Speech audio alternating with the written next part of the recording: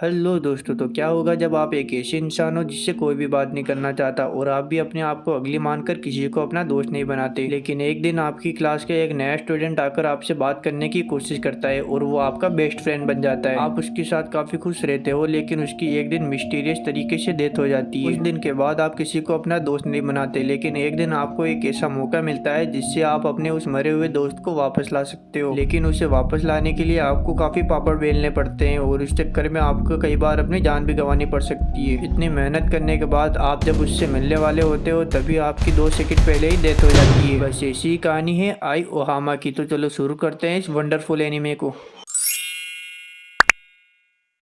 इस कहानी की शुरुआत में हमें एक पीले एवडी वाली लड़की दिखाई जाती है जिसको सड़क के ऊपर एक मरा हुआ कीड़ा मिलता है। वो उस कीड़े को उठाकर एक पेड़ के नीचे दफनाने चली जाती है और उसके लिए प्रेयर करने लगती है। तभी वो कीड़ा अचानक से जिंदा हो जाता है और वो उस लड़की को कहता है कि आई ओहामा, तुम यहाँ पर क्या कर रही हो? तो आई कहती है, मैं बस यहाँ पर घूमने आई हूँ, लगता है ये बस एक सपना है। तभी वो इंसेक्ट कहता है, आई क्या तुम्हें सपने पसंद है या रियलिटी? तभी हम देखते हैं कि यह दोनों कहीं पर जाने लगते हैं। वह इंसेक्ट कहता है कि मुझे पता है कि तुम्हें वो जरूर पसंद आएगा। तो आई कहती है कि क्या पसंद आएगा और तुम मुझे ले जा कहाँ पर रहे हो? तो वो इंसेक्ट कहता है, थोड़ी देर में तुम्हें पता चल जाएगा और वैसे भी वो एक टाइम कैप्सूल है और वो तुम्हें जरूर पसंद आएगा, बस अगली बार अपना वॉलेट साथ में लेती आना। तो आई कहती है, क्या मुझे वो खरीदना पड़ेगा? तो वो इंसेक्ट कहता है, टेंशन मत लो, अभी के लिए तो वो फ्री है। अब यह दोनों एक टनल के पास आ जाते हैं। वो इंसेक्ट आई से कहता है कि तुम्हें नीचे जाना होगा, वहाँ पर तुम्हें टाइम कैप्सूल मिल जाएगा। अब आई धीरे धीरे नीचे जाने लगती है और थोड़ा आगे जाने के बाद वो इंसेक्ट पीछे से आवाज लगाता है और आई जैसे ही मुड़ती है तो वो नीचे गिर जाती है। अब अगले ही पल हम देखते हैं कि आई तो अपने घर पर सोई हुई है और उसके बगल में एक अंडा पड़ा हुआ है। अब सुबह होने के बाद आई उस अंडे को ध्यान से देखती है और उस अंडे के ऊपर एक कोड लिखा हुआ था। आई उस अंडे को फोड़ने की कोशिश भी करती है, लेकिन वो अंडा फूटने का नाम ही नहीं लेता। टूटेगी कैसे? अंबुजा सीमेंट से जो बनी है। अंबुजा सीमेंट।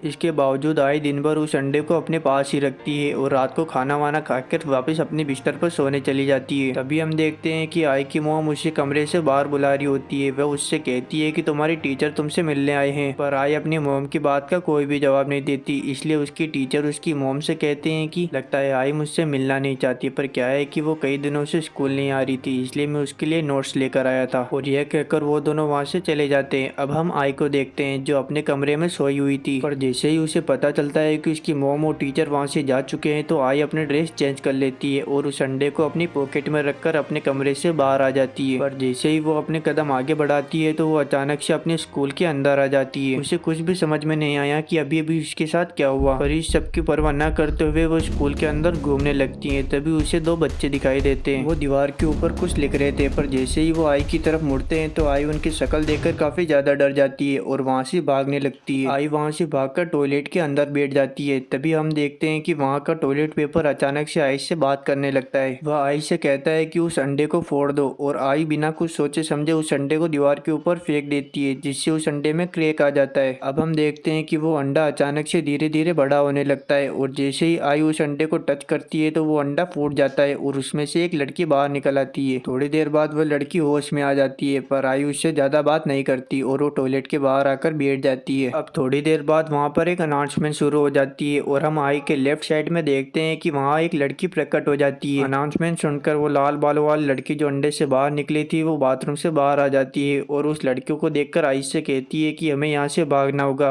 आई कहती है कि पर हमें भागना क्यों है? तभी वो मिस्टीरियस लड़की अचानक से कुल्हाड़ी फेंककर उस लाल बालों वाली लड़की का हाथ काट देती है। यह देखकर ये दोनों वहाँ से तेजी से भागने लगते हैं और ये छोटे छोटे क्रीचर इनको मारने के लिए इनका पीछा करते हैं। इन क्रीचर्स की संख्या काफी ज्यादा होती है और ये अलग अलग दिशा से इनके ऊपर हमला करते हैं, जिससे आई को थोड़ी चोट भी लग जाती है। पर आई इस बात को इग्नोर करते हुए वहां से तेजी से भागने लगती है। पर थोड़ा आगे चलने के बाद उसे रियलाइज होता है कि उसके पेट में तो चाकू लगा है, जिससे काफी ज्यादा खून बह रहा होता है। तभी हम देखते हैं कि वो लाल बालों वाली लड़की अचानक से एक कमरे का गेट तोड़ देती है। अब आई और वो लड़की कमरे के अंदर आकर छुप जाती है और कमरे को लॉक कर देती है। तभी आई देखती है कि उसका जो घाव था अचानक से वो ठीक हो गया है। तभी वो लाल बालों वाली लड़की आई से कहती है कि यह तुम्हारे तुम्हारे सपनों की दुनिया है और तुम इस दुनिया में इमोर्टल हो, तुम मर नहीं सकती। अब ये दोनों चेयर पर बैठे होते हैं पर आई काफी उदास होती है। तो ये लड़की आई से कहती है कि आखिर तुम इतनी उदास क्यों हो? तो आई कहती है कि आखिर ये सब मेरे साथ ही क्यों होता है? तो लड़की कहती है तुमने वो अंडा खरीदा था इसलिए ये सब हुआ। तो आई कहती है मैंने वो अंडा खरीदा नहीं था, बल्कि वो अंडा मुझे फ्री में मिला था। तो वह लड़की कहती है कि इस दुनिया में हर फ्री में मिलने वाली चीज अच्छी नहीं होती। अब वह लड़की आई का मूड ठीक करने के लिए उससे पूछती है क्या तुम्हारे कोई दोस्त नहीं है? तो आई कहती है मेरा कोई दोस्त नहीं है और मुझे उनकी जरूरत भी नहीं है। तभी वह लड़की कहती है तुम्हें छुपाने की कोई जरूरत नहीं है, मेरा भी कुछ ऐसा ही है। तभी उन दोनों को रियलाइज होता है कि वो दरवाजा टूटने वाला है और मॉन्स्टर अंदर आने वाले हैं। इसलिए वह लड़की आई से कहती है कि हमें जल्द से जल्द यहाँ से भागना होगा। पर आई कहती है कि मैं ऐसा नहीं कर सकती और वो लड़की आई को छोड़कर वहाँ से भागने लगती है। तभी हमें पता चलता है कि वो मॉन्स्टर तो केवल उस लड़की के पीछे पड़े हुए थे। अब इधर आई वापस उदास होकर स्कूल में घूमने लगती है। तभी उसे स्कूल के अंदर एक दरवाजा दिखाई देता है और जैसे ही वो उस दरवाजे के अंदर एंटर करती है तो उसे एक स्टेचू दिखाई देता है, जिसको देखकर उसे अपनी पुरानी मेमोरी याद आती है। उसे याद आता है कि कैसे उसकी दोस्त एक मिस्टीरियस तरीके से मारी गई थी। अब हमें आई का पास्ट दिखाया जाता है जब वह छोटी थी और अपने आप को काफी अगली मानती थी और उसका कोई दोस्त भी नहीं था। तभी एक दिन उसकी क्लास के अंदर एक नई लड़की एडमिशन लेती है। इस लड़की का नाम होता है कोई। तो अब जब स्कूल की छुट्टी हो चुकी थी और सब बच्चे अपने अपने घर जा चुके थे, तब कोई तो देखती है कि आई अकेले ही सीढ़ियों पर बैठी हुई है और उसका कोई दोस्त भी नहीं है। कोई तो आई से पूछती है तुम यहाँ पर क्या कर रही हो? तो आई उससे कहती है मैं यहाँ पर गेम खेल रही हूँ। कोई तो कहती है तुम्हें गेम्स खेलना पसंद है? तो आई कहती है कि हाँ मुझे गेम्स खेलना पसंद है, पर तुम्हें मुझसे बात नहीं करनी चाहिए क्योंकि मैं काफी बदसूरत हूँ। तभी अचानक से कोई तो आई का फेस पकड़ लेती है। वह कहती है कि आखिर दिखाओ तो तुम किस एंगल से अगली हो। अब इधर हम देखते हैं कि आई की दोनों आंखों का कलर अलग अलग होता है, इसलिए वह अपने आप को अगली मानती है। कोई तो उससे कहती है कि मुझे तो तुम किसी भी एंगल से अगली नहीं लग रही। पर पता नहीं आई को किस बात से बुरा लग जाता है और वो बारिश में भीगते भीगते ही अपने घर चली जाती है और अपने कमरे में आकर चुपचाप बैठ जाती है। हड़बड़ाहट में आई अपना बैग और छाता भी भूल जाती है, इसलिए कोई तो उसका बैग और छाता लेकर उसके घर आ जाती है। आई की मोम उससे कहती है कि तुम्हारी दोस्त तुमसे मिलने आई है। आई कहती है कि मेरा तो कोई भी दोस्त नहीं है। पर तभी कोई तो अचानक से उसके कमरे के अंदर आ जाती है और उससे कहती है कि तुम अपना छाता और बैग वहीं पर भूल गई थी, वही मैं तुम्हें देने आई थी। और वह ऐसे कहती है तुम्हारी दोनों आंखों का कलर अलग अलग है ना? तुम्हें जो बीमारी है उसे हेटोक्रोमिया बोलते हैं और यह बीमारी बिल्लियों और डॉग्स में काफी कॉमन दिखाई देती है। अब कोई तो आई के पास आती है और उसे गले लगा लेती है। कोई तो आई से पूछती है क्या तुम मेरी दोस्त बनोगी? और आई कहती है कि हाँ मैं बनूंगी। अब हमें वापस प्रेजेंट में लाया जाता है जहाँ पर आई उस स्टेचू के पास बैठी हुई थी और आई देखती है कि उस स्टेचू की आंखों से आंसू निकल रहे हैं। और तभी अचानक से वो लाल बाल वाली लड़की वहाँ पर आ जाती है। उसे लग रहा था कि उसने सारे मॉन्स्टर को खत्म कर दिया है, पर वह गलत थी। तभी अचानक से वहाँ पर बहुत सारे मॉन्स्टर उस लड़की को मारने के लिए वहाँ पर आ जाते हैं और वह लड़की वहाँ से भागने लगती है। आई कहती है कि इस बार मैं इस लड़की को बचा के रहूंगी। अब आई उसके पीछे पीछे भागती है और एक लंबी छलांग लगाती है। आई के पास एक पेन था और जैसे ही वो उसे प्रेस करती है तो वो एक बड़े से हथियार में बदल जाता है। आई उस हथियार की मदद से वो भूत वाली लड़की जिसके हाथ में कुल्हाड़ी होती है उस लड़की को एक बार में ही खत्म कर देती है और इस तरह वह उस लाल बालों वाली लड़की को बचा लेती है। वह लड़की आई को थैंक यू बोलती है और अपना नाम कुरोमी साइजो बताती है और वह आई से कहती है कि तुम प्लीज मुझे भूल मत जाना। आई कहती है कि आखिर तुम्हारे कहने का मतलब क्या है? तभी साइजो अचानक से गायब हो जाती है और वहाँ पर एक अनाउंसमेंट सुनाई देने लगती है कि क्या तुम अपने उस दोस्त को वापस लाना चाहती हो? यह तो काफी बुरा हुआ। अब आई वापस जाने से पहले उस स्टेचू के पास आ जाती है और उसका हाथ पकड़ लेती है और उसे टच करते ही उसे थोड़ी गर्माहट महसूस होने लगती है और उसे पता चल जाता है कि वह जितने लोगों की जान बचाएगी उसके दोस्त के वापस आने के उतने ही ज्यादा चांसेस बनेंगे। अब हमें आई के घर का सीन दिखाया जाता है जहाँ पर उसकी मोम और आई नाश्ता कर रहे होते हैं। पर तभी अचानक से आई की नाक से खून निकलने लगता है और आई बेहोश होकर वहीं पर नीचे गिर जाती है। आई की मोम आई को जल्दी से हॉस्पिटल में एडमिट करवाती है। वहाँ पर आई की टीचर भी आए हुए होते हैं। वह आई की मोम से कहते हैं कि आखिर आई को क्या हुआ है? तो उसकी मोम जवाब देती है मुझे भी नहीं पता कि आखिर आई को क्या हुआ है। अब हम नेक्स्ट मॉर्निंग को देखते हैं जहाँ पर आई हुडी पहनकर रनिंग कर रही होती है और वहाँ पर वो जुगनू आ जाता है। वह आई से कहता है क्या तुम इस बार अपना वॉलेट लेकर आई हो? तो आई कहती है हाँ मैं इस बार अपना वॉलेट लेकर आई हूँ। वहाँ पर आई उस जुगनू से सवाल करती है कि मुझे अपने दोस्त को वापस लाने के लिए आखिर कितने लोगों की जान बचानी पड़ेगी? तो जुगनू कहता है कि मुझे भी नहीं पता। अब ये दोनों वापस उस सुरंग के अंदर आ जाते हैं जहाँ पर बहुत सारे अंडे होते हैं। वहाँ पर आई वापस जुगनू से एक सवाल करती है कि साइजो ने अपने आप को मारा था? तो जुगनू कहता है कि मुझे भी नहीं पता। अब आई उस सुरंग को पार कर लेती है और वहाँ पर काफी हरियाली होती है और दो इंसान भी बैठे हुए होते हैं जहाँ पर मेल कैरेक्टर का नाम होता है याका और फीमेल का होता है उराका। अब आई अंडा लेने के लिए आगे बढ़ती है जहाँ पर वो चुपके से देखती है कि कोई और भी उस अंडे को खरीदने के लिए आया है और यह देखकर वो उस लड़की से काफी इम्प्रेस हो जाती है।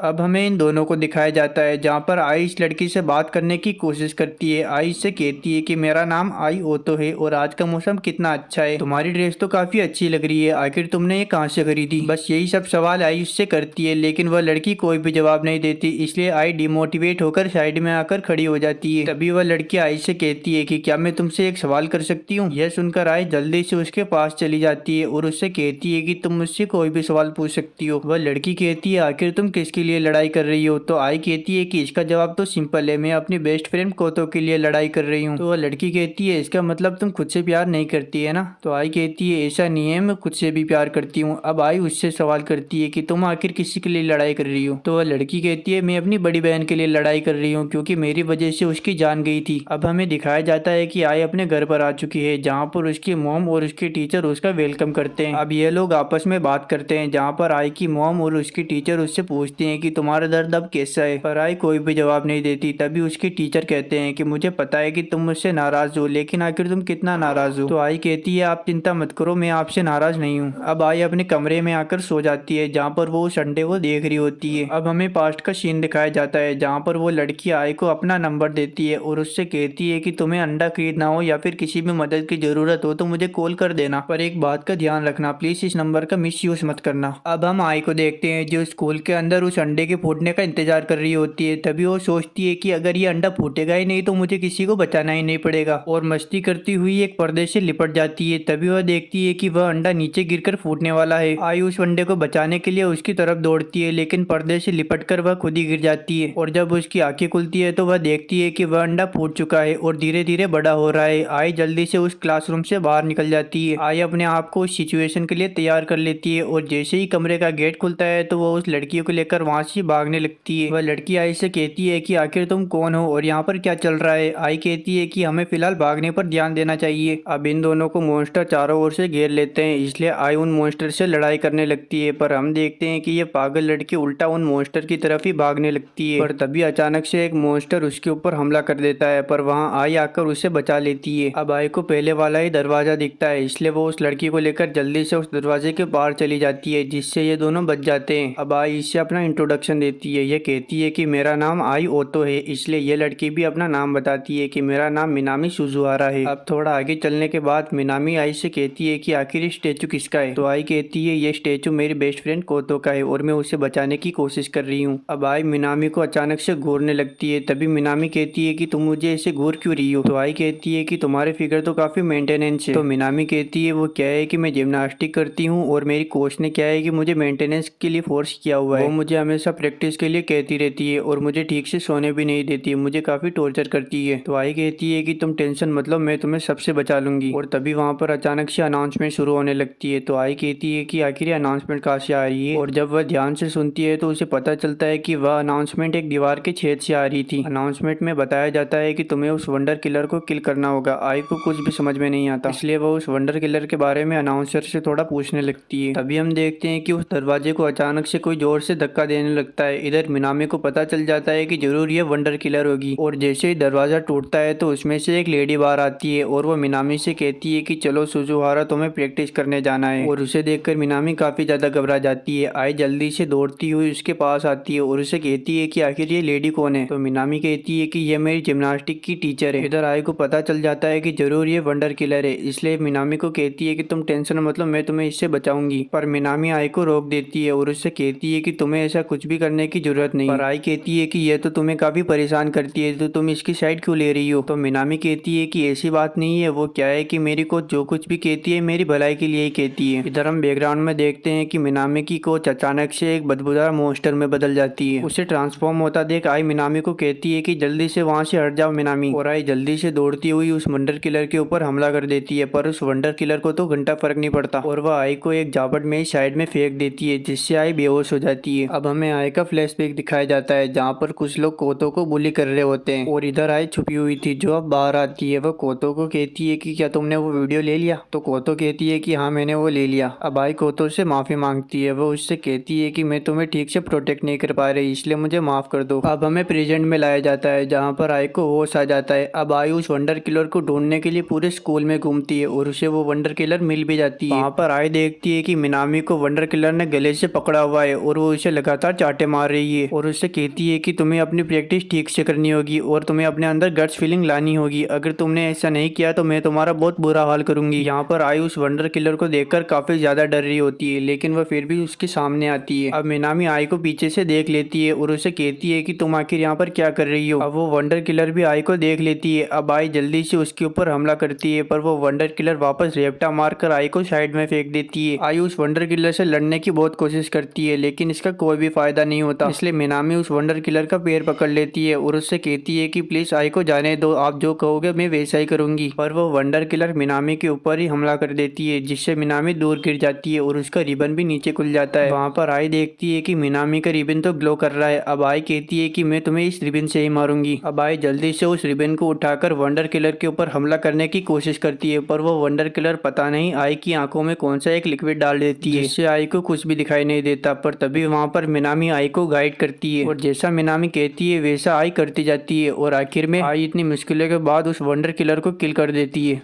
अब यह दोनों एक कोने में आकर बैठ जाते हैं, जहाँ पर मिनामी आई से कहती है कि तुम्हारा शुक्रिया, काश मैं तुम्हारे साथ थोड़ा और वक्त बिता सकती। और अगले ही पल मिनामी धूल बनकर उड़ जाती है। अब हम देखते हैं कि आई वापस से एक अंडा खरीद कर वहाँ से जा रही होती है। तभी वहाँ पर आका उसे रोकता है और कहता है कि तुम्हारे लिए एक अंडा काफी है। पर आई इस बात का कोई भी रिस्पॉन्स नहीं देती। तभी आका उससे कहता है कि तुम आखिर ऐसे लोगों को क्यों बचाना चाहते हो जो खुद से ही पहले ही मर चुके हैं। पर आई वहाँ पर गुस्सा हो जाती है। वह कहती है कि वो अपनी सिस्टर को बचाना चाहती है। तो आका कहता है कि ओ नेहरू, मुझे पता है कि वो अपनी सिस्टर को बचाना चाहती है और वो काफी बहादुर है, पर तुम खुद ही सोच कर देखो ना, इस बात का कुछ भी मतलब नहीं निकलता। अब सीन शिफ्ट होता है जहाँ पर नेहरू एक हॉस्पिटल में एडमिट होती है। वहाँ पर आई भी बैठी होती है। वो अपने फोन में टाइप कर कर उसे बताती है कि क्या अब हम दोस्त बन चुके हैं। पर तभी वहाँ पर एक दूसरा पर्सन आ जाता है, इसलिए आई वहाँ से उठकर चली जाती है। और आखिर में हम देखते हैं कि नेहरू और आई साथ में खड़े होते हैं और जूस पी रहे होते हैं और ये काफी अच्छे दोस्त बन चुके हैं। अब हम एक लड़की को देखते हैं जो एक वंडर किलर से लड़ाई कर रही होती है और उसे हरा देती है। अब वो कैरेक्टर जिसे इसने बचाया वो होता है, वो इस लड़की को थैंक यू बोलती है। अब ये लड़की गार्डन में चल रही होती है और एक स्टेचू के पास आकर उस स्टेचू से कहती है कि इस सुंदर गार्डन में मुझ जैसी सुंदर लड़की ही रह सकती है, ना कि तुम्हारे जैसी कोई मोटी लड़की। अब अगले सीन में हम आई को देखते हैं जो एक अंडा खरीद कर जा रही होती है और उसके पीछे वही लड़की होती है जो अचानक से नीचे गिर जाती है। आई उसे पूछती है कि आखिर तुम्हें क्या हुआ है, तो वह बताती है कि मेरे पेट में बहुत तेज दर्द हो रहा है। आई कहती है क्या मैं तुम्हारे लिए डॉक्टर को बुलाऊं, तो वह लड़की कहती है इन दोनों ने मुझे बताया नहीं था कि मेरी बॉडी में ऐसा कुछ दर्द भी होगा। तो वहाँ आका कहता है कि ये हमारी नहीं तुम्हारी रिस्पॉन्सिबिलिटी है और तुम्हें इसका ध्यान रखना चाहिए था। तभी वो लड़की अचानक से खड़ी हो जाती है और वह कहती है कि अब मेरे पेट में दर्द नहीं हो रहा। आयु उससे कहती है कि क्या तुम भी किसी को बचाने की कोशिश कर रही हो। तो वह लड़की कहती है कि तुम्हारे आई लेंसेज तो काफी अच्छे लग रहे हैं, ये काफी अच्छा आइडिया है, डिफरेंट कलर के लेंसेज पहनना ये काफी वायरल जा सकता है। यह सुनकर आई अपनी आँख को अपने बालों से छुपाने लगती है। अब वह लड़की कहती है कि प्लीज मुझे तुम्हारी थोड़ी मदद की जरूरत है। वो क्या है कि मुझे थोड़े पैसों की जरूरत है, तो तुम मुझे वो दे सकती हो। तो आई उसे अंडा खरीदने के लिए थोड़े पैसे दे देती है। अब सीन शिफ्ट होता है जहाँ पर आई अपने घर में काम कर रही होती है। अब आई जैसे ही घर से बाहर निकलती है तो वहाँ पर वो लड़की बैठी हुई थी। इस लड़की का नाम है कवाई रिका। आई उससे कहती है कि तुम आखिर यहाँ पर कैसे आई और तुम्हें मेरा एड्रेस किसने दिया। तो रिका बताती है कि वो क्या है कि कल मैंने तुम्हारा पीछा किया था। तो आई उससे कहती है क्या तुम मेरे पैसे लौटा नहीं आई हो। तो रिका कहती है कि ऐसा नहीं है, वो क्या है कि मेरे पास पैसे खत्म हो चुके हैं, तो मैं तुमसे थोड़े पैसे उधार लेने के लिए आई हूँ। अब हम अगले सीन में देखते हैं जहाँ पर रिका और आई नेहरू से मिलने के लिए हॉस्पिटल जाती है। वहाँ पर डॉक्टर नेहरू का इलाज कर रहे होते हैं, पर तभी वहाँ पर रिका आकर उन दोनों को डिस्टर्ब कर देती है। अब लंच टाइम हो जाता है तो यह तीनों साथ में लंच करते हैं। वहाँ पर आई नेहरू को एक एग देती है और उससे कहती है कि प्लीज इसे वेस्ट मत करना। अब आई रिका को नेहरू से इंट्रोड्यूस करवाती है। वो नेहरू से कहती है कि इसका नाम रिका कवाई है। तो रिका कहती है हाँ मैं ही रिका कवाई हूँ, क्योंकि मैं काफी क्यूट हूँ इसलिए मेरा नाम रिका कवाई रखा गया है। यह सुनकर नेहरू को काफी अजीब लगता है। रिका नेहरू से कहती है कि क्या तुम मेरे ग्रुप में आना चाहती हो। वो क्या है कि मेरा जो पिछला वाला ग्रुप था उसमें सिर्फ मैं ही अकेली क्यूट थी और बाकी सब काफी अगली थे, जिसकी वजह से हमारा ग्रुप टूट गया। तो नेहरू कहती है कि शुक्रिया, पर मुझे तुम्हारे ग्रुप के अंदर नहीं आना। तो रिका कहती है कि तुम्हारी मर्जी, वैसे भी इसमें तुम्हारा ही घाटा है। अब हम देखते हैं कि आई अपने घर पर आई हुई होती है और वो रिका को भी अपने साथ लाती है, इसलिए वह चुपके से अपने कमरे में जाने की कोशिश करती है। पर तभी अचानक से उसकी मॉम आ जाती जाती है। और तभी उनके कमरे से उसके टीचर बाहर निकलते हैं और वो उसकी मॉम को कहते हैं कि अब मुझे चलना चाहिए। और आई के टीचर को देखकर रीका कहती है कि आखिर ये हैंडसम गुड लुकिंग टोल बंदा कौन है, क्या ये तुम्हारे पापा है। अब यह दोनों आई के कमरे में आ जाते हैं और रीका एक तस्वीर को उठाकर आई से कहती है कि तुम तो काफी लकी हो, एक हैंडसम और गुड लुकिंग मैन तुम्हारे साथ रह रहा है। तो रीका कहती है कि आखिर वो तुम्हारे साथ क्यों रह रहा है। तो आई कहती है कि वो कोतो की वजह से हमारे साथ में है। वो क्या है कि कोतो ने अपने आप को मार लिया था। तभी अचानक से रीका कहती है कि चुप हो जाओ, तुम अपना दुखड़ा मुझे बाद में सुनाना, पहले मुझे भूख लगी हुई है, तो जाओ मेरे लिए खाना लेकर आओ। आई उससे कहती है कि क्या तुम भी मेरी तरह अपने दोस्त को बचाने के लिए ये सब कर रही हो। तो रीका उससे कहती है वो मेरी दोस्त नहीं है, वो मेरी फैन है। वो क्या है कि मेरे पापा कहा करते थे कि सुंदर लड़कियों के खर्चे हमेशा उनके फैंस उठाते हैं। चिमी भी ऐसा ही करती थी और वो मेरे सारे खर्चे उठाती थी। अब यह दोनों साथ में लंच करने लगते हैं, जहाँ पर रीका चिमी के बारे में और बताती है। वह कहती है कि चिमी एक मोटी और अगली लड़की थी, इसलिए मुझे उसे दोस्त बनाने में भी शर्म आ रही थी, इसलिए मैंने उसे अपना फैन बनाया। तो आई कहती है कि तुम अपने दोस्त लुक्स के बेसिस पर बनाती हो। तो रीका कहती है कि हाँ मैं तो ऐसा ही करती हूँ। और वो उठकर आई के पास बैठ जाती है और उससे कहती है कि क्या कोतो सुंदर थी। तो आई कहती है कि वो सुंदर नहीं, सुंदर से भी सुपर डुपर ऊपर थी। अब जो रीका होती है वो कोतो का मजाक उड़ाने लगती है, जिससे कि आई को काफी ज्यादा गुस्सा आता है और वो अपना हाथ टेबल के ऊपर पटक देती है, जिससे वहाँ पर जूस का गिलास गिर जाता है। अब हम आई को देखते हैं जो नेहरू के साथ चैटिंग कर रही होती है। नेहरू आई से कहती है कि तुम प्लीज रीका से दूर रहना। तो आई कहती है कि भला ऐसा क्यों। तो नेहरू कहती है कि वो क्या है कि वो डॉक्टर के ऊपर लाइन मार रही थी, यार तुम सोच सकती हो। तो आई कहती है कि तुमने सही कहा, वो मेरे टीचर के ऊपर भी लाइन मार रही थी और कह रही थी कि ये हैंडसम गुड लुकिंग और हॉट बंदा कौन है। लगता है रीका को अडल्ट लोग ज्यादा पसंद आते हैं। नेहरू कहती है कि तुम्हें उससे संभल कर लेना चाहिए, क्योंकि जो लोग अडल्ट लोगों को पसंद करते हैं वो काफी खतरनाक होते हैं। तो आई कहती है कि ऐसा नहीं है, वो बस थोड़ी पागल है। अब हम रीका को देखते हैं जो बात ले रही होती है, उसके हाथ पर एक निशान भी होता है और वह अपने आप से कह रही होती है कि अगली बार में कोई भी दर्द महसूस नहीं करना चाहती। अब हमें आई का फ्लैशबैक दिखाया जाता है जहाँ पर वो अपने स्कूल के अंदर होती है और जैसे ही वह अपनी क्लास का दरवाजा खोलती है तो वहाँ पर उसके सर और कोतो आपस में हक किए हुए थे। और यह देखकर आई को कुछ भी समझ में नहीं आता और वो उस गेट को वापस बंद कर देती है और वहाँ से चली जाती है। अब हमें आई और रीका को दिखाया जाता है जो साथ में सो रहे होते हैं। अब आई एक अलग दुनिया में आ जाती है और वहाँ पर रीका भी होती है। रीका उससे कहती है कि तुम तो इतने फूलों वाले गार्डन में भी अच्छी नहीं दिख रही, और वो देखो वो रहा मेरा वॉलेट। इधर आई को कुछ भी समझ में नहीं आ रहा होता है कि अभी अभी क्या हुआ। और तभी वहाँ पर हवा चलने लगती है और पंखड़े उड़ने लगती है और दो पंखड़े आकर आई से कहती है कि तुम अभी रीका के सपने में हो। तो आई कहती है कि आखिर मैं ही रीका के सपने में क्यों आई, वो मेरे सपने में क्यों नहीं आई। तो वह पंखुड़ी एक्सप्लेन करती है कि जिसकी भी फीलिंग सबसे ज्यादा होगी बाकी सब उसके सपने में आ जाएंगे, यानी कि यहाँ जो रीका है उसकी फीलिंग आई से काफी ज्यादा है। आई रीका के ऊपर गुस्सा होती है और उससे कहती है कि तुम आखिर अपने दोस्त को वॉलेट कैसे बुला सकती हो। तो रीका कहती है कि इतनी टेंशन की बात नहीं है, तुम ये लो या अंडा फोड़ो। और आई जैसे ही उस अंडे को फोड़ती है तो उसके अंदर से दो कैरेक्टर बाहर निकलते हैं और उनका नाम मिका और माको होता है। और वह उछल उछल कर कहती है कि हम सुजुई के सबसे बड़े फैन हैं। तो आई उनसे पूछती है कि आखिर सुजुई है कौन। तो माको और मिको बताते हैं कि वो एक बहुत पॉपुलर पॉप स्टार है जिसने सुसाइड कर लिया था, जिसकी वजह से हमने भी सुसाइड कर लिया। और तभी वहाँ पर वो छोटे छोटे मॉन्स्टर माको और मिको को मारने के लिए आ जाते हैं और इधर आई और रीका उन मॉन्स्टर से लड़ाई करने लगती है, पर इनका टीम वर्क इतना अच्छा नहीं होता। इधर हम देखते हैं कि आई इतनी अच्छे से लड़ाई नहीं कर पा रही थी, जबकि रीका बड़े आसानी से उन मॉन्स्टर को मारे जा रही थी। पर तभी वहाँ पर एक मॉन्स्टर रीका के ऊपर हमला कर देता है और उसे घायल कर देता है। और इतने सारे मॉन्स्टर को देखकर ये लोग वहाँ से तेजी से भागने लगते हैं और टावर के ऊपर जाने लगते हैं। अब टावर पर आने के बाद इन लोगों को लगता है कि ये सब सेफ है, इसलिए आई रीका से पूछती है कि तुम्हें मुझे चिमी के बारे में और बताना होगा। तो रीका बताती है कि हमारे स्कूल में हैंडशेक इवेंट हुआ करता था जहाँ पर मेरे सारे फैंस मेरे से हाथ मिलाने के लिए आया करते थे और चिमी भी मेरी एक फैन थी और वो रोज वहाँ पर मेरे से हाथ मिलाने के लिए आया करती थी और वो मेरे ऊपर काफी खर्चा भी करने लगी थी। लेकिन मैंने एक दिन उसे देखा कि वो एक दुकान से चोरी कर रही थी और उन्हीं पैसों से वो मेरे ऊपर खर्चा करती थी। और यह सब देखकर मुझे काफी अच्छा लगा कि मुझे इतना कमाल का फैन मिल चुका है। लेकिन एक दिन वो मेरे पास आकर मुझसे कहती है कि क्या मैं तुम्हारी दोस्त बन सकती हूँ। तो मैंने उसे सीधा मुंह पर बोल दिया कि मैं तुम जैसी मोटी लड़की से कभी दोस्ती नहीं करना चाहूंगी। और उस दिन के बाद से वो मुझसे कभी भी हाथ मिलाने के लिए नहीं आई। लेकिन एक दिन मुझे अपने फैन से पता चलता है कि चिमी की डेथ हो चुकी है और पता नहीं कि उस दिन के बाद से वो मेरे दिमाग से निकल ही नहीं रही थी, इसलिए मुझे उसे वापस लाना है। और तभी हम देखते हैं कि वो मॉन्स्टर इन लोगों को मारने के लिए बिल्डिंग के अंदर घुस जाते हैं। अब ये सब लोग तेजी से ऊपर की ओर भागने लगते हैं, पर आई सडनली नीचे गिर जाती है और वह अपने मन में कोतो के बारे में सोचती है और कहती है कि कोतो आखिर तुमने ऐसा क्यों किया। अब आई वापस अपनी फॉर्म में आ जाती है और वो उन मॉन्स्टर को एक एक बार में ही खत्म कर देती है। अब वो रीका से कहती है कि चलो उस वंडर किलर को किल करते हैं। आई और रीका जल्दी से दौड़ते हुए टेरेस के ऊपर आते हैं। वहाँ पर यह देखते हैं कि वंडर किलर ने माको और मिको को पकड़ा हुआ है। इस वंडर किलर का नाम होता है मैडम साचिको और इसने सुजुकी का स्टॉक किया हुआ था, जिसकी वजह से पुलिस ने इसे गिरफ्तार कर लिया और इसने खुद ही सुसाइड कर लिया। अब आई और रीका इसके ऊपर साथ में मिलकर हमला करते हैं। तभी वो वंडर किलर कहती है कि तुम दोनों आखिर कौन हो? तो आई और रीका कहते हैं कि हम दोनों वो है जो अभी तुम्हें खत्म करने वाले हैं। यह सुनकर वंडर किलर इनके ऊपर हमला करती है, जिसकी वजह से रीका एक पत्थर के अंदर बदल जाती है। पर वह पत्थर बनने से पहले आई से कहती है कि आई तुम्हें ही इसे हराना पड़ेगा।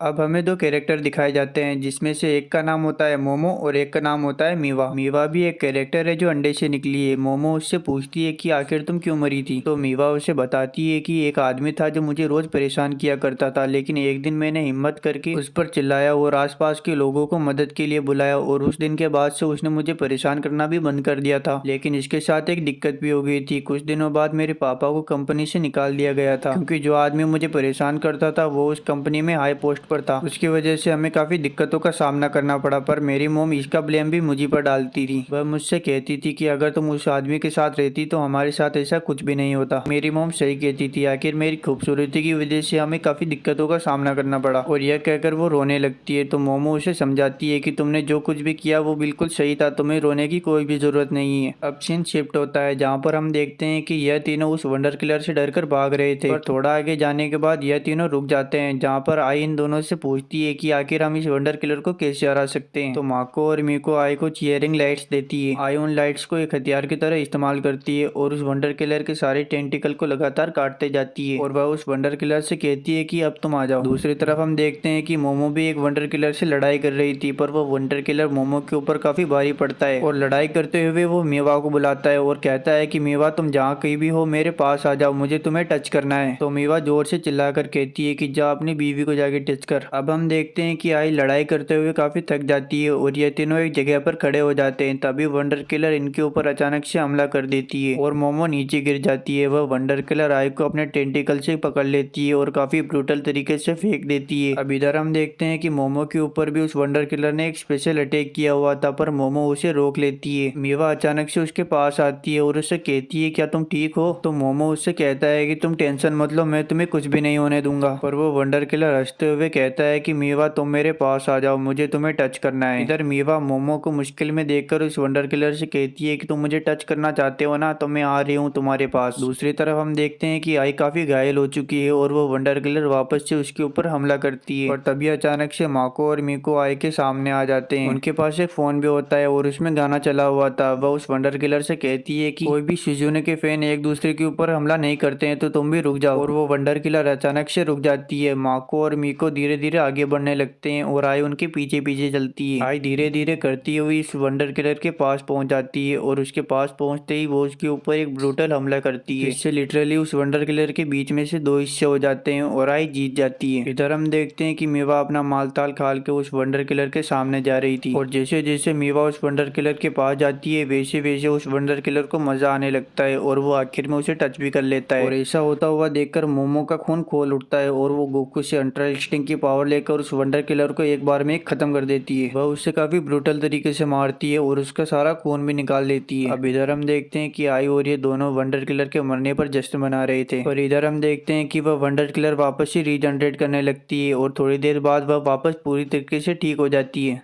और वह इन तीनों के ऊपर हमला करती है और आई को अपने टेंटिकल से पकड़ लेती है। वह वंडर किलर आई के ऊपर हमला करने ही वाली होती है, तभी एंट्री होती है रीका की। रीका आते ही उस वंडर किलर को काफी अच्छे से मजा चकाती है और आई को छुड़वा लेती है। रीका को देखकर आई शौक होती है। रीका उससे कहती है कि ऐसे क्या देख रही हो, वैसे भी हम इस दुनिया में मर नहीं सकते और ये चुड़ैल हमें सुलाना चाहती थी ना, एक काम करते हैं हम दोनों इसे मिलकर थाई मसाज का आनंद देते हैं। अब ये दोनों मिलकर उस वंडर किलर के ऊपर हमला करते हैं। रीका उस वंडर किलर का ध्यान भटकाती है और आई अचानक से उसके ऊपर हमला करती है और उसे पूरी तरीके से डिस्ट्रॉय कर देती है और इस बार वह वंडर किलर पूरी तरीके से खत्म हो जाती है। अब हम मोमो और मीवा को देखते हैं। मीवा मोमो को थैंक यू कहती है और वो मोमो से कहती है कि मुझे पता है कि तुम एक लड़की हो, पर फिर भी मुझे तुमसे प्यार हो गया है, और यह कहकर वो वहां से गायब हो जाती है। दूसरी तरफ हम देखते हैं कि माको और मीको भी आई और रीका को थैंक यू कहकर यहाँ से गायब हो जाते हैं और रीका उस मूर्ति के पास जाकर उसे टच करती है और कहती है कि तुम पहले से काफी गर्म हो चुकी हो, इसका मतलब तुम जल्दी ही वापस आने वाली हो। और इधर नेहरू भी बिल्कुल ठीक हो जाती है, इसलिए हॉस्पिटल से उसे डिस्चार्ज कर दिया जाता है। हॉस्पिटल में आई भी आई हुई थी। अब ये दोनों साथ में घर जाने लगते हैं, जहाँ पर नेहरू आई से कहती है कि अगर तुम चाहो तो मैं तुम्हें घर पर ड्रॉप कर सकती हूँ, और उनके सामने एक चमचमाती गाड़ी खड़ी होती है, जिसे देखकर आई के होश उड़ जाते हैं। अब आई उस कार में बैठी होती है। आई ऐसी लग्जरी कार में पहली बार ही बैठी थी, और वह मन में सोचती है कि मुझे लगा नहीं था कि नेहरू इतनी अमीर होगी। अब ये दोनों नेहरू के ऑफिस आ जाते हैं, जहाँ पर आई नेहरू से कहती है कि यहाँ पर तुम्हारे पापा काम करते हैं। तो नेहरू उससे कहती है कि तुम लोगों के ऊपर जल्दी विश्वास कर लेती हो, अगर सब लोग तुम्हारे जैसे हो जाए तो ये दुनिया काफी अच्छी होगी। अब हम देखते हैं कि इन दोनों के पास में एक लेडी आती है जो नेहरू की सेक्रेटरी होती है। नेहरू आई को सेक्रेटरी से इंट्रोड्यूस करवाती है और सेक्रेटरी को कहती है कि आई का ध्यान रखना। अब सेक्रेटरी नेहरू से कहती है कि प्रेसिडेंट, मुझे अच्छा लगा कि आप इतनी जल्दी हॉस्पिटल से डिस्चार्ज हो गए। यह सुनकर आई कहती है कि प्रेसिडेंट। अब मोमो एक अंडा लेकर वहां से जा रही होती है, तभी आका उससे कहता है कि बाकी लोगों को भी तुम्हें अपना दोस्त बनाना चाहिए। तो मोमो कहती है कि आखिर में किससे अपना दोस्त बनाऊं। तो आका कहता है कि तुम्हें उन सनफ्लावर गर्ल्स को ढूंढना होगा। अब इधर हम देखते हैं कि मोमो सनफ्लावर गर्ल के बारे में सोचते हुए रास्ते से जा रही होती है, और तभी इसके बगल से नेहरू और आई गुजरते हैं, पर इन दोनों को कुछ घंटा फर्क नहीं पड़ता। अब इधर हम मोमो को देखते हैं जो एक वंडर किलर से लड़ाई कर रही होती है। वह वंडर किलर मोमो से कहती है कि इस कार में सिर्फ लड़कियां ड्राइव कर सकती है, और तुम एक लड़के हो तो यहाँ से चुपचाप निकल जाओ। इस बात पर मोमो को काफी गुस्सा आता है, और वो उस वंडर किलर से कहती है कि इस कार में कोई भी लड़की बैठ सकती है, और मैं भी एक लड़की हूँ, इसलिए मुझे भी इस कार में बैठने का हक है। और यह कहते हुए वो आग बबूला हो जाती है और उस वंडर किलर को खत्म कर देती है। अब मोमो ने जिस कैरेक्टर को बचाया था वो मोमो को थैंक यू कहती है, और वह मोमो से कहती है कि मुझे लगता नहीं कि तुम एक लड़की हो। तो मोमो कहती है कि मुझे पता है कि मेरा चेहरे और शरीर की बनावट बिल्कुल लड़के जैसी है, इसलिए कई बार लोग मुझे लड़का ही समझ लेते हैं। और यह कहकर वो कैरेक्टर उसके पास आने लगती है, पर जैसे ही पास आने वाली होती है वह गायब हो जाती है। अब मोमो अपने उस स्टेचू के पास जाती है। वह स्टेचू एक लड़की का होता है। हमें मोमो का पास्ट दिखाया जाता है, जहाँ पर वो लड़की मोमो से कहती है कि प्लीज मोमो मुझसे हाथ मिला लो, और ये दोनों आपस में गले मिलने लगते हैं। अब हम प्रेजेंट में आते हैं, जहाँ पर हम देखते हैं कि मोमो इस सब को याद करके काफी दुखी होती है। अब सीन शिफ्ट होता है, जहाँ पर गार्डन में नेहरू और रीका साथ में बैठे होते हैं और आई का इंतजार करते हैं। तभी रीका ऐसे ही कहती है कि अरे यार, इस बार भी मैं अपना वॉलेट घर पर भूल गई। तो नेहरू कहती है कि एक्टिंग मत करो, मुझे तुम्हारा इंटेंशन पता है। तो रीका कहती है अरे वो क्या है कि मेरा वॉलेट थोड़ा लेट हो चुका है, और वैसे भी मेरे फादर कहते हैं कि एक सुंदर लड़की को पैसों की जरूरत नहीं होती। यहाँ पर नेहरू कहती है कि पहले तो तुम आई को अपना वॉलेट कहना बंद कर दो। तो रीका कहती है अरे यार, मैं तो मजाक कर रही थी। तो नेहरू कहती है कि मुझे तुम्हारा इंटेंशन मजाक वाला तो बिल्कुल नहीं लगा। और तभी हम देखते हैं कि वहाँ पर मोमो आ जाती है, और रीका उसे वहीं पर रोक लेती है और कहती है कि अरे यार, तुम तो काफी हैंडसम हो, क्या लड़के भी अपने आप को ऐसे ही मार लेते हैं। तभी उन्हें आका और उराका एक्सप्लेन करते हैं कि मौत किसी की भी हो सकती है, चाहे वो लड़का हो या लड़की, और वैसे भी जिसे तुम एक लड़का समझ रहे हो वो एक लड़की है। अब हम मोमो को अकेला देखते हैं, जो एक मिरर में देखकर रो रही होती है, क्योंकि उसे कोई लड़की नहीं समझता, सब लड़का ही समझते हैं। और तभी वहाँ पर आई आ जाती है, और वो मोमो से कहती है कि तुम आखिर रो क्यों रही हो। तो मोमो उससे कहती है कि तुम मुझे बताओ कि मैं आखिर कैसी लग रही हूँ। तो आई उसे कहती है कि तुम तो मुझे एक रोती हुई लड़की लग रही हो, जो बिल्कुल मॉडल की तरह दिखती है। तो मोमो कहती है कि तुम्हें मैं लड़की लग रही हूँ। तो आई उसे कहती है कि तुम लड़की हो तो लड़की की तरह ही दिखोगी ना। अब आई मोमो के पास जाती है और उसे कहती है कि तुम्हारा नेक भी बिल्कुल मॉडल की तरह दिखता है। तभी वहाँ पर नेहरू भी आ जाती है। आई नेहरू से भी पूछती है कि देखो, इसका नेक बिल्कुल मॉडल की तरह दिखता है ना। तो नेहरू कहती है कि हाँ, इसके नेक काफी अच्छी खासी है। तभी बीच में रीका कहती है कि मेरा भी नेक बिल्कुल मॉडल की तरह दिखता है ना। तो आई कहती है तुम्हारा नेक और वो भी मॉडल की तरह? मुझे तो तुम्हारा नेक एक कुत्ते के बिल्ले की गर्दन की तरह लगता है। यह सुनकर रीका कहती है क्या तुम ऐसा नहीं कह सकती। और ऐसे ये लोग आपस में मस्ती करने लगते हैं। अब हम नेहरू को देखते हैं, जो एक वंडर किलर से फाइट कर रही होती है, पर उस वंडर किलर से काफी खतरनाक बदबू आती है। उस बदबू की वजह से जो कैरेक्टर अंडे से निकला था वो भी उस वंडर किलर के ऊपर पत्थर मारने लगती है। पर तभी वो वंडर किलर बोलता है कि मैं ही गॉड हूँ, मैं ही भगवान हूँ, और भागी हुई लड़की जल्दी से मेरे पास आ जा, मैं तुम्हें बहुत सारा प्यार दूंगा। मुझे पता है कि तू घर से भागी हुई है और तुम्हारे मॉम डैड ने तुम्हें कभी प्यार नहीं दिया। तू जल्दी से मेरे पास आ जा, तुझे जो कुछ भी चाहिए वो सब मैं तुम्हें दूंगा। अब वो नेहरू और वो कैरेक्टर लगातार उस वंडर किलर के ऊपर हमला करते हैं, पर उसे कोई फर्क नहीं पड़ता। इसलिए नेहरू एक स्ट्रेटेजी लगाती है और गन पॉइंट पे खड़ी होकर उस वंडर किलर के ऊपर फायर कर देती है, और फाइनली वो वंडर किलर वहीं पर खत्म हो जाता है और नेहरू जीत जाती है। अब सीन शिफ्ट होता है, जहाँ पर आई के सभी दोस्त उससे घर पर मिलने आए हुए होते हैं। अब ये सब आई की मॉम को इंट्रोडक्शन देते हैं और नेहरू उनके लिए गिफ्ट भी लाती है। इधर रीका कहती है कि आप तो मुझे पहले से ही जानते होंगे। अब मोमो अपना इंट्रोडक्शन देती है, और मोमो को देखकर आई की मॉम कहती है कि क्या तुम मिस्टर सावाकी की रिलेटिव हो। तो मोमो कहती है कि हाँ, वो क्या है कि वो मेरे अंकल हैं। यह सुनकर आई काफी शौक होती है। अब ये लोग आई के कमरे में बैठे हुए होते हैं, जहाँ पर रीका मोमो से कहती है कि अगर तुम एक लड़का होती तो मैं पक्का तुम्हें ही डेट करती। यह सुनकर नेहरू को गुस्सा आ जाता है। वह रीका से कहती है कि तुम्हें शर्म नाम की चीज भी है या फिर नहीं। अब ये सब लोग आपस में डिस्कस करते हैं, जहाँ पर रीका कहती है कि आखिर कोतो की डेथ कैसे हुई होगी। अब रीका अपने आप की थ्योरी बनाती है और वह कहती है कि मिस्टर सावाकी काफी हैंडसम है, तो हो सकता है कोतो और मिस्टर सावाकी का ब्रेकअप हो गया हो और इसी वजह से उसने सुसाइड कर लिया हो। तो मोमो कहती है कि मेरे अंकल ऐसे नहीं है, बल्कि उन्होंने तो बहुत सारी बिल्लियों की भी मदद की है। तो रीका कहती है कि तुमने शायद उनकी डार्क साइड नहीं देखी है, हो सकता है कि कोतो और उनके बीच कुछ ऐसा हुआ जिसे वो बता नहीं सकते, या हो सकता है कोतो प्रेग्नेंट हो गई हो जिसकी वजह से उसने अपने आप को मार लिया। यह सुनकर यह सब लोग काफी गुस्सा होते हैं और मोमो को भी काफी गुस्सा आता है। तो रीका कहती है कि अरे टेंशन मत लो, मैं तो बस ऐसे ही मजाक कर रही थी। अब रीका ऐसे कहती है कि तुम इस बारे में अपनी मोम से क्यों नहीं बात करती। तो आई कहती है कि मैं उन्हें परेशान नहीं करना चाहती। वो क्या है कि वो मिस्टर सावाकी के ऊपर काफी ज्यादा विश्वास करती है और मैं उनके विश्वास को इस तरह खराब नहीं करना चाहती। अब हम देखते हैं कि मिस्टर सावाकी आई के घर आए हुए होते हैं, जहाँ पर आई की मोम उनसे कहती है कि मोमो बिल्कुल आपकी तरह दिखती है, इसलिए मैंने उसे पहली बार में ही पहचान लिया था। तो वह कहते हैं कि आखिर मोमो आई से कैसे मिली, वो तो अलग स्कूल में पढ़ती है। यह सुनकर आई को अपना फ्लैशबैक याद आता है, जहाँ पर वो देखती है कि मिस्टर सावाकी उसकी पेंटिंग बना रहे थे और उस शाम को कोतो आई से कहती है कि क्या तुम्हें पता है मिस्टर सावाकी एक आर्ट एग्जीबिशन में पार्ट ले रहे हैं और उसमें वो तुम्हारी पेंटिंग बनाने वाले हैं। तो आई कहती है कि आखिर वो मेरी पेंटिंग क्यों बनाना चाहते हैं। तो कोतो कहती है कि अगर तुम्हें कोई दिक्कत है तो मैं उनसे जाकर बोल दूंगी, वो तुम्हारी पेंटिंग नहीं बनाएंगे। अब हम वापस इन सबको देखते हैं, जहाँ पर रीका आई से कहती है कि तुम्हारी मोम काफी अच्छी है। तो आई रीका से कहती है कि आखिर तुम्हारी मोम कैसी थी। तो रीका जवाब देती है कि मेरी मोम तो काफी टॉक्सिक थी, वह काफी अजीब थी और वो मेरा बिल्कुल भी ख्याल नहीं रखती थी। यह सुनकर आई जवाब देती है कि मेरी मोम तो काफी अच्छी है, वो काफी हार्ड वर्किंग है, वह जॉब भी करती है और घर को भी संभालती है, पर इस सब के बावजूद पता नहीं क्यों हमारे डैड ने हमें छोड़ दिया। तो रीका कहती है कि हमेशा ऐसा ही होता है, जो मर्द होते हैं वो किसी भी औरत को अपने से ऊपर नहीं उठते देखना चाहते, शायद इसीलिए वो तुमसे दूर हो गई। यह कहने के बाद रीका नेहरू को गुदगुदी करने लगती है और एक अलग दुनिया में चली जाती है और वंडर किलर से फाइट कर रही होती है। पर नेहरू को पता नहीं चलता है कि इन सब में असली वंडर किलर है कौन। नेहरू इन सब के ऊपर हमला करती है पर इसका कोई भी फायदा नहीं होता और वो अंडे से निकली हुई कैरेक्टर नेहरू से कहती है कि तुम तो काफी सुंदर हो। तो नेहरू कहती है कि मुझे टच मत करो। वह कैरेक्टर नेहरू से कहती है कि तुम्हें नहीं जानना कि मेरी डेथ कैसी हुई। तो नेहरू कहती है कि मुझे इसमें बिल्कुल भी इंटरेस्ट नहीं है, पर फिर भी वो कैरेक्टर अपनी स्टोरी बताने लगती है। वह कहती है कि जब एक लड़की जवान होती है तो उसके काफी सारे अंग खूबसूरत होने लगते हैं, पर मेरी मोम काफी बदसूरत थी। उन्होंने अपने आप को खूबसूरत बनाने के लिए काफी सारी कोशिश की, उन्होंने कई चीजें ट्राई की, यहाँ तक कि एसिड भी ट्राई किया, पर इसका कोई भी फायदा नहीं हुआ और उसके बाद मेरी डेथ हो गई। इस दुनिया की सभी खूबसूरत लड़कियां मर क्यों नहीं जाती। वह नेहरू से कहती है कि तुम भी काफी खूबसूरत हो, तो तुम भी मर क्यों नहीं जाती। यह सुनते ही नेहरू उसकी बात पर ध्यान देने लगती है और उसका दिमाग ब्लैंक हो जाता है। पर नेहरू अपने दिमाग को शांत करते हुए उस वंडर किलर के ऊपर लगातार हमला करती है, पर इसका कोई भी फायदा नहीं होता और वह सोचती है कि मैं एक काम करती हूँ, मैं इस कैरेक्टर के ऊपर ही हमला करती हूँ। और जैसे वो उस कैरेक्टर के ऊपर हमला करने वाली होती है तो वो मॉन्स्टर आकर उसे प्रोटेक्ट कर लेते हैं, पर फिर भी नेहरू बुलेट फायर करके उस कैरेक्टर के बाल काट देती है। तो वह कैरेक्टर कहती है कि आखिर तुम्हें पता कैसे चला। तो नेहरू कहती है कि मुझे मेरे सेंसेस से पता चला और आज के बाद तुम्हें कोई खूबसूरत नहीं बोलेगा और इसी के साथ वो वंडर किलर खत्म हो जाती है। अब ये सब अंडा लेने के लिए वापस से उस जगह पर जाते हैं जहाँ पर ये काफी मस्ती करते हैं, पर थोड़ी देर होने के बाद वहाँ पर अनाउंसमेंट होने लगती है कि जल्दी से अंडा खरीदो और यहाँ से निकल जाओ। तो ये सब लोग उससे बोलते हैं कि हम तो यहाँ पर बस अभी अभी आए हैं, हमें थोड़ी देर और भी खेलने दो और इन्हें परमिशन मिल जाती है। यहाँ पर रीका और मोमो साथ में फोटो क्लिक करते हैं और रीका कहती है कि तुम्हें लगता नहीं कि हम दोनों इसमें कपल की तरह लग रहे हैं। तो मोमो कहती है कि तुमने सही कहा, तुम्हें मैं कुछ और भी बताती हूँ और वो अपना फोन निकालकर पुरानी फोटोज दिखाने लगती है, जहाँ पर वो एक फोटो दिखाती है उसके अंदर मोमो और हारुका होती है। मोमो रीका से कहती है कि हारुका एक लौती ऐसी मेरी दोस्त थी जो मुझे एक लड़की की तरह देखती थी, पर पता नहीं कि वो एक दिन मुझे अचानक से बोलने लगी कि मुझे टच करो, इसलिए मैं उसे धक्का देकर वहाँ से भाग गई। अब ये सब लोग साथ में काफी गेम्स खेलते हैं और काफी मस्ती करते हैं और थकने के बाद ये गार्डन में आकर सो जाते हैं, जहाँ पर रीका इन सबसे कहती है कि अगर हम उस अंडे को खरीदेंगे ही नहीं तो हमारे साथ कुछ बुरा भी नहीं होगा। यह सुनकर नेहरू कहती है कि मुझे पता था कि तुम ऐसी ही लड़की हो। तो रीका गुस्सा होकर कहती है कि ऐसी का मतलब क्या है तुम्हारा। मैं तो बस ये कह रही हूँ कि वो लोग तो खुद की मर्जी से मरे थे ना, तो हम उन्हें बचाने की कोशिश क्यों कर रहे हैं। हाँ मैं मानती हूँ कि चिमी मेरी वजह से मारी गई थी, पर फिर भी उसने खुद की मर्जी से सुसाइड किया था और राय कोतो ने भी तो खुद से सुसाइड किया था ना, तो तुम आखिर उसे क्यों लाना चाहती हो। तो राय कहती है कि मैं बस ये जानना चाहती हूँ कि आखिर उसने सुसाइड क्यों किया था। तो रीका कहती है कि इस सब का कोई भी मतलब नहीं है। इधर नेहरू कहती है कि लगता है ये पागल हो गई है, मुझे यहाँ से चले जाना चाहिए। तो रीका जोर से चिल्लाकर नेहरू से कहती है कि तुम बताओ तुम अपनी बहन को क्यों बचाने बचाना चाहती हूँ? वो इसलिए कि मेरी बहन ने मुझे मारने की कोशिश की थी और जब वो मुझे मारकर ब्रिज से भाग रही थी तो वो ब्रिज से नीचे गिर गई, जिससे उसकी डेथ हो गई और उसकी वजह से मेरी पीठ पर काफी ज्यादा चोट लगी है और मेरी पीठ पर एक ब्रूटल सा निशान बन गया है। और जब भी मैं उसे देखती हूँ तो मुझे अपनी बहन की याद आती है। मुझे बस उससे ये पूछना है कि आखिर उसने मुझे मारने की कोशिश क्यों की थी। यह कहने के बाद नेहरू वहाँ से चली जाती है तो आका इनसे कहता है कि तुम लोगों को अब अंडा खरीद कर यहाँ से चले जाना चाहिए। अब ये सब लोग अपने लिए एक अंडा खरीदने लगते हैं। अब हम आई को देखते हैं जो एक कैरेक्टर को लेकर भाग रही होती है। तभी अचानक से ये शिनोइवल्स हेटर्स में बदल जाते हैं। हेटर्स बेसिकली वो क्रीचर होते हैं जो शिनोइवल्स, यहाँ तक कि वंडर किलर से भी ज्यादा खतरनाक होते हैं। इसलिए आई उस कैरेक्टर को लेकर जल्दी से एक कमरे के अंदर छुप जाती है और वहाँ पर उसकी मरहम पट्टी करती है और उससे पूछती है कि आखिर तुम्हारा नाम क्या है। तो वह बताती है कि मेरा नाम योशिदा है। और कैमरे की मदद से आका और उराका इन्हें देख रहे होते हैं और वो इनसे कहते हैं कि तुम इस गेम में छुप नहीं सकती, तुम्हारी फर्स्ट प्रायोरिटी होनी चाहिए कि तुम इस गेम में इस कैरेक्टर को बचाओ, ना कि छुपाओ। यह सुनते ही ये चारों एक साथ बोलते हैं कि हाँ, हमारी फर्स्ट प्रायोरिटी है वंडर एक प्रायोरिटी। अब हम देखते हैं कि आई सोई हुई थी जो अब नींद से जाग जाती है। अब वह अपने मोम के साथ ब्रेकफास्ट कर रही होती है। तभी उसकी मोम उससे कहती है कि तुम्हें मिस्टर सावाकी के साथ थोड़ी बात कर लेनी चाहिए। तो आई कहती है ठीक है, मैं उनसे बात करने की कोशिश करूंगी। अब हम देखते हैं कि ये तीनों एक जगह बैठे होते हैं और वहाँ पर आई का इंतजार कर रहे होते हैं, पर इधर आए तो उछलती कूदती हुई मस्ती में ही नीचे खेल रही होती है। अब यह चारों आका और उराका के पास चले जाते हैं जहाँ पर आका इन्हें कांग्रेचुलेशंस बोलता है और कहता है कि तुम चारों ने एक गेम की तरह इसमें लेवल अप कर लिया है। तो रिका कहती है कि वो सब छोड़ो, तुम बताओ कि वो हेटर्स कौन है, क्योंकि वो बेसिकली हम चारों के सपने में आ रहे थे। तभी वहाँ पर उराका 4 पेंडेंट लेके आता है। आका उन सभी से कहता है कि तुमने जो लेवल अप किया है तुम उसका ये रिवॉर्ड समझ सकती हो। इनके अंदर छोटे छोटे क्रीचर्स है जो तुम्हारी उन हेटर से लड़ने में मदद करेंगे, पर एक बात का ध्यान रखना, तुम बस इन्हें अकेले में ही हैच कर सकती हो, क्योंकि जिसे भी ये लोग पहली बार देखेंगे उसे ही अपना मास्टर मान लेंगे। अब नेहरू कहती है कि आखिर हम उन्हें बाहर कैसे निकालेंगे। तो आका एक्सप्लेन करता है कि तुम्हें उन्हें बाहर निकालने के लिए बस इन्हें थोड़ा रब करना पड़ेगा, यानी कि तुम बस पेंडेंट को थोड़ी गर्मी दो और वो लोग बाहर आ जाएंगे। अब ये चारों एक जगह पर बैठे होते हैं जहाँ पर रिका मस्ती में नेहरू से कहती है कि हम क्या एक दूसरे का पेंडेंट एक्सचेंज कर ले। तो नेहरू कहती है कि बिल्कुल नहीं। अब ये तीनों एक बात नोटिस करते हैं कि आई काफी अजीब बिहेव कर रही है और वो काफी उदास है। और उसी वक्त हम देखते हैं कि ये चारों अपना पेंडेंट हैच कर लेते हैं और इन चारों के पास अलग अलग क्रीचर निकलता है। जैसे हम आई के पास देखते हैं कि उसका निकलता है कमेलियन, जबकि हम रिका का क्रीचर देखते हैं तो उसका एकदम टोटोस की तरह दिखता है, जबकि नेहरू का बिल्कुल सांप की तरह और मोमो का बिल्कुल मगरमच्छ की तरह दिखता है। अब हम देखते हैं कि आई वापस अपने सपने में आ जाती है और वो योशिदा से कहती है कि इस बार मैं तुम्हें बचा लूंगी, और वो अपने अंडे को वेनी बोलकर हैच करती है, जिससे कि उसमें से एक बड़ा सा कमेलियन बाहर निकलता है। उसे देखकर आई हैरान हो जाती है और जैसे ही हेटर्स उसे मारने के लिए पास आते हैं तो वो कमेलियन उन्हें खाना शुरू कर देता है। तभी अनाउंसमेंट शुरू होती है और कहा जाता है कि इन हेल्पर्स का सबसे स्वादिष्ट खाना यह हेटर्स ही है। अब जब तक वो हेल्पर उन हेटर्स से फाइट कर रहा होता है तब तक आई उस कैरेक्टर को लेकर एक सेफ जगह पर आ जाती है और उससे पूछती है कि आखिर तुमने सुसाइड क्यों किया था। तो वह बताती है कि वो क्या है कि मैं गोश्त को देख सकती हूँ, और जब मैंने ये बात लोगों को बताया तो उन्होंने मुझे एक हॉस्पिटल में भर्ती कर दिया। वहाँ पर इतने सारे गोश्त थे कि मैं काफी डर गई थी और उनकी आवाज लगातार मेरे कानों में चुभती जा रही थी। वो काफी डरावना था जिसकी वजह से मैंने सुसाइड कर लिया। तो आई कहती है कि चिल्लाओ मत, वो वंडर किलर यहाँ पर आ जाएगा। और योशिदा चिल्लाकर बोलती है कि वंडर किलर तो पहले यहाँ पर मौजूद है, और वो वंडर किलर आई की गर्दन पकड़कर उसे काफी दूर फेंक देता है। अब सीन चेंज होता है जहाँ पर हम देखते हैं कि आई बात लेकर बाहर निकलती है और डिनर के लिए टेबल पर बैठ जाती है, और हम देखते हैं कि मिस्टर सावाकी भी वहाँ पर बैठे होते हैं। तभी हम देखते हैं कि आई की मोम आई से कहती है कि